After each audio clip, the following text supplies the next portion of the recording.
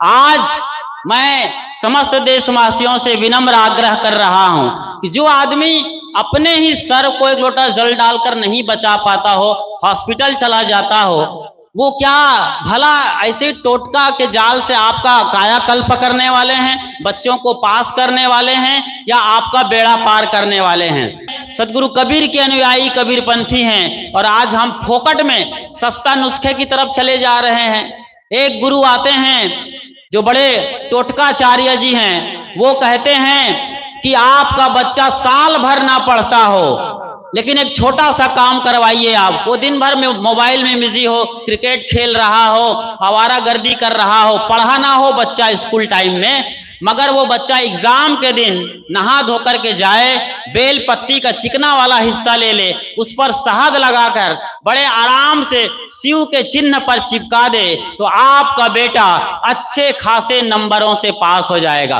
बोलो वृंदावन बिहारी लाल की। बड़े आराम से जयकारा लगाएंगे, तालियां बजेंगी, लाखों की भीड़ है, मीडिया का प्रचार है और महिमा उसके गाए जाएंगे। और रिजल्ट क्या आता है? उनके ही सीहोर के प्रदीप मिश्रा के ही जिंदगी की बात बता रहा हूं मैं। उनके ही बच्चे और उनके परिवार के तमाम बच्चे फेल हो जाते हैं। अपने बच्चों पर ही वो लागू नहीं कर पाए। अरे बच्चों को तो छोड़िए, अपने पर लागू कर लिए होते। उनका एक और बड़ा जगजाहिर टोटका है। उनका कहना है कि एक लोटा जल और सभी समस्याओं का हल।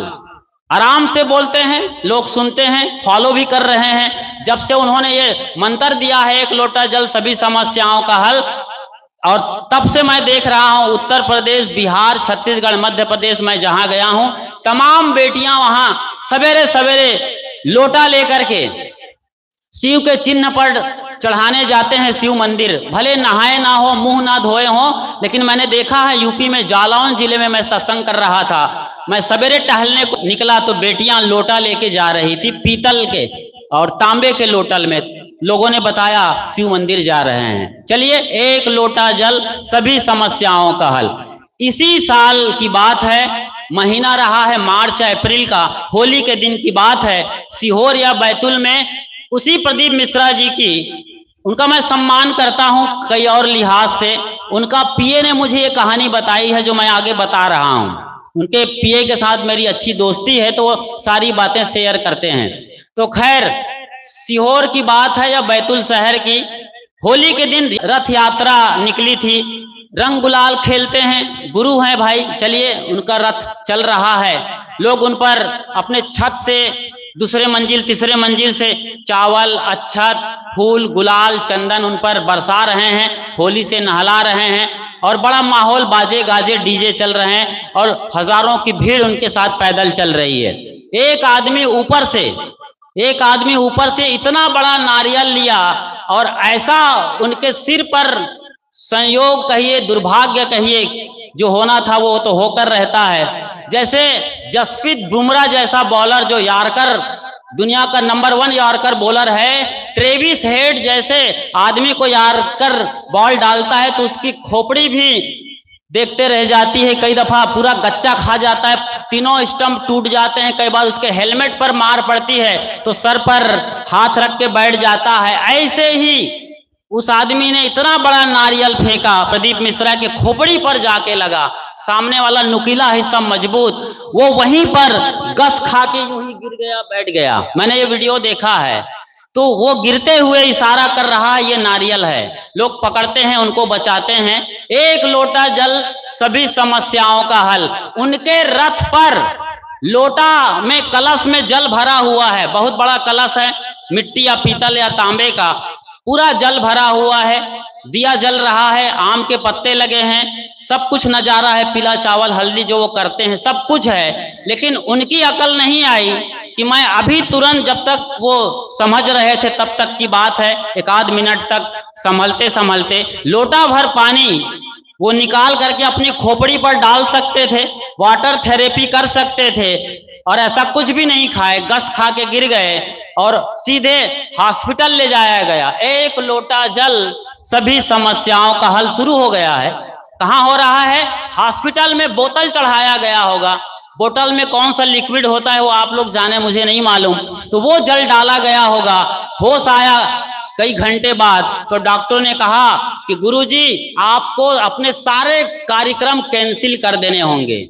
और ये मीडिया में आग की तरह बात फैल गई। आप सब जानते हैं, इतना जानने के बावजूद आप कुछ समझते हैं? कबीर अंदर जो सोया हुआ है उस कबीर को जगाते हैं कबीरपंथी।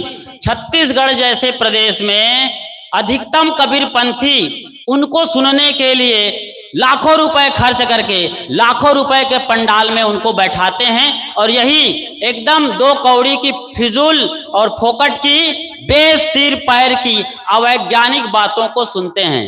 आज मैं समस्त देशवासियों से विनम्र आग्रह कर रहा हूं कि जो आदमी अपने ही सर को एक लोटा जल डालकर नहीं बचा पाता हो, हॉस्पिटल चला जाता हो, वो क्या भला ऐसे टोटका के जाल से आपका कायाकल्प करने वाले हैं, बच्चों को पास करने वाले हैं या आपका बेड़ा पार करने वाले हैं? मैंने किया है एक लोटा जल और सभी समस्याओं का हल। ये घटना सुना करके मैं विदा लूंगा। हम कोलकाता के कबीर आश्रम में थे। पूज्य गुरुदेव धर्मेंद्र साहिब जी के साथ मैं उस वक्त था। वो आए, उनके जो निवास में मिठाई का डिब्बा आया था भक्तों का, उसमें चींटी आ रही थी। तो मैं रसोई बना रहा था, रोटी सब्जी वगैरह। वो आए मिठाई का डिब्बा लेकर जो पन्नी के अंदर था, कहे यतीन्द्र इसको यहाँ खूंटी गाड़ो रसोई में और उसी खूंटी में दीवार पर टांग दो। मैं खूंटी गाड़ने के लिए एक हथौड़ी लिया और कील लेकर ठोक रहा था बहुत तेजी से। साहब के साथ काम करना आप समझते हो, पास में खड़े हो तो आप कैसे काम करते होंगे। ठोक रहा था और ठोकते ठोकते कील को मारते मारते जरा सा मिस्टेक हुई और कील को मारने के बजाय मैंने अंगूठे को जोरदार तरीके से मार दिया। अब इतना जोर से मार दिया था कि कुछ ना करता तो खून जम जाता और 2-4 दिन बाद मवाद भी बन सकता था और अंगूठा निकल सकता था। ये नाखून वाला हिस्सा अंगूठे का निकल जाता। मैंने कहा साहब जी 2 मिनट रुकिए और सीधा मैंने बेसिन चालू किया और अंगूठे को रगड़ता रहा जो मैं भयंकर दर्द हो रहा था।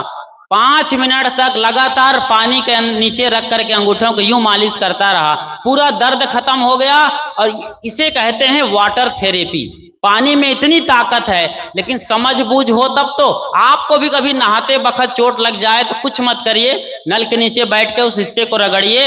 या कभी भी चोट लग जाए, कटे फटे ना खून ना आए, तो कितना भी चोट लगी हो आप केवल वाटर थेरेपी से इसे ठीक कर सकते हैं। मैंने अपना और कईयों का इस तरीके से किया है।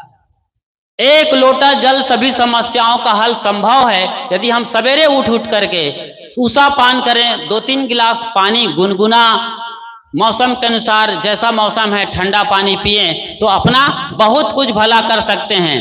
मैं केवल एक लोटा जल की बात नहीं कर रहा था, मैंने बात अपनी शुरुआत करी थी कि हम कैसे क्षुद्र चीजों में अटक जा रहे हैं। कबीर साहब जो जलते हुए मसाल हैं, क्रांतिकारी कहलाते हैं, उनकी आग उगलती क्रांतिकारी वाणियों को भी पढ़कर हम भटक जाते हैं और नीचे तरफ जा रहे हैं। कबीर पंथ का डाउनफॉल यदि हो रहा है, जैसे कि हमारे साथी धनेंद्र साहब ने सुबह के सत्र में बताया था कि कबीर पंथी परिवार में से लोग किस तरीके से अंडा मछली की तरफ जा रहे हैं।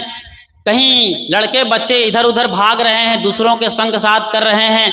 अपनी समझ बूझ के तल पर हम गिरते चले जाएं, दूसरे पंथ में जाएं, उनका दरवाजा खटखटाएं जो कि ऐसे ही जादू मंत्र और खेल खिलौने वाले हैं, उनके यहाँ हम जाना चाहते हैं। हमें भरोसा नहीं है कबीर पर। सारे चैनल के गुरु कबीर साहब की वाणी के आधार पर ही अपनी बात कहते हैं। कबीर साहब का नाम नहीं लेते हैं, लेकिन चैनल गुरु कबीर की वाणी को बोल करके अपना प्रवचन सत्संग पूरा करते हैं और हम कबीर के अनुयायी होकर इधर उधर भटक रहे हैं। तो ये भटकना बंद हो, कबीर साहब की वाणी को अच्छे से पढ़ें, उनकी क्रांतिकारी आग उगलती वाणी को आत्मसात करें और भीतर के कूड़े कचड़े को जलाकर बिल्कुल साफ कर दें। बोलिए सदगुरु कबीर साहेब की साहेब बंदगी।